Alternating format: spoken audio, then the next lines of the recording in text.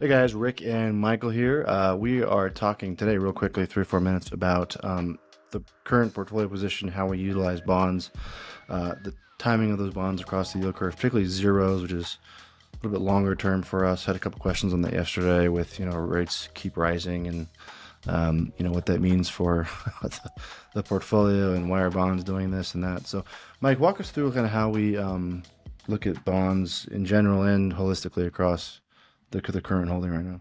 Yeah, bonds are loans that we extend. We know, okay, we're going to make this loan for 5, 10, 15 years, whatever it is, collect a pre-stated amount of interest per year for that loan. And at the end of the determined amount of time, or once we reach the maturity date, we get our money back.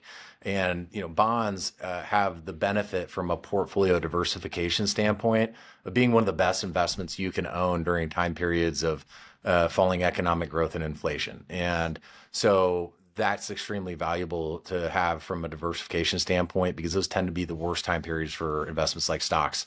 So they, historically have done very well during or shine during those time periods. Think, 2020 during the, pandemic, 2008, certainly during the financial crisis, the tech bubble, so on and so forth. So, they provide some defense. They're kind of an airbag for your portfolio. There are time periods where they don't do well, and that would be during time periods of rising inflation and or rapidly rising economic growth, or there might be better opportunities, or what tends to happen during those time periods is rates are rising, bond prices move opposite to interest rates. So that's why it's been a difficult year for bonds this year. Last year was a difficult year as well. But for our clients and their portfolios, the way that we deploy money, capital into high quality bonds is through exchange traded funds. We've utilized mutual funds before. Exchange traded funds are great. They're a lower cost way to be able to get high quality bond exposure.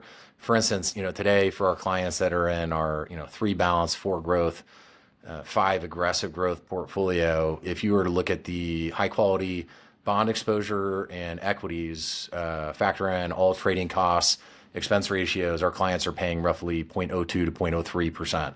That's 2 to 3 hundredths of 2 to 3 basis points, right? Very low cost. The thing about that is that when we break out those exposures, we might use 3 or 4 different securities to get those, one of which would be a longer duration Treasury bond vehicle. One of them that we have used and have in portfolios today is an ETF called TLT. There's Treasury bonds that are dated 20 years or longer. Another one is an ETF called ZROZ, which is essentially 27 or 25 plus year in length to maturity. And I don't want to get too far into the weeds, Treasury strips, but and this is not something raunchy. This is not Bonds are raunchy. yeah, not the Federal Reserve going to some club that they oughtn't, but bonds that aren't paying any coupons. But the reason we have those in the portfolio is because they are at least historically have been the best performing investments during those environments, generating returns, for instance, in 2008, 2000, in the course of a 12-month time frame, 20 to 30%. So when we think about the diversification they bring into the portfolio, that's very important. The opposite is true. When you go through an environment where rates are rising, they're going to perform the worst.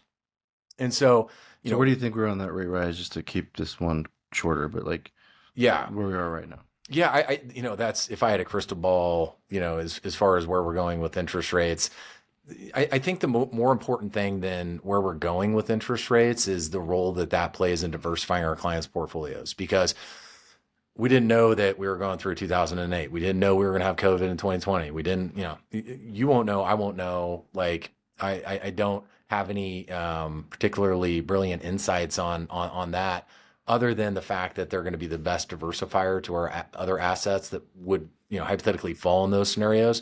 The only thing I would say is that when we look at the environment that we're in today, the Federal Reserve said that they might hike rates one more time.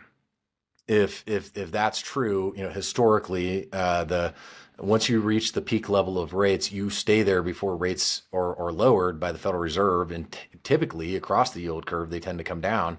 within 3 months. That's the average amount of time that they've ever held rates at their peak levels. The longest time was from 2006 2007. During the summer, and that's ever going back to at least the data that I have access to from World War II. And so, unless we set a new record for holding rates high for the longest amount of time. The odds, at least, from, past is prologue, and that's any indication where we would head, that we would see lower rates in the relative near term. The difficult thing is that once, markets start to get a hold of that, rates can change very rapidly. And so in order to benefit from that, you're almost better off being exposed to those early rather than late. So, yeah. So yeah, we're positioned, take advantage of it. Yeah, we're not taking huge amounts of risk. Yep. We're putting percentage wise. Worst case scenario, you sit there and you collect a pretty nice interest. Yeah, I mean, we're talking, especially with regards to like longer dated Treasury bonds, maybe 3% of the total portfolio. Yeah. But that provides some big bang for your buck. Like in 2008, that would have, at the portfolio level, having that kind of an allocation added 2% to your rate of return. So it's there's a trade-off to get that airbag benefit. I think that's worthwhile. Yeah. All right, guys. Quick one. Subscribe below if you want to get updates when we put these out. We'll see you next time. Hey guys, if you like that, click here or here to see other videos that we've recorded, and we'll see you soon.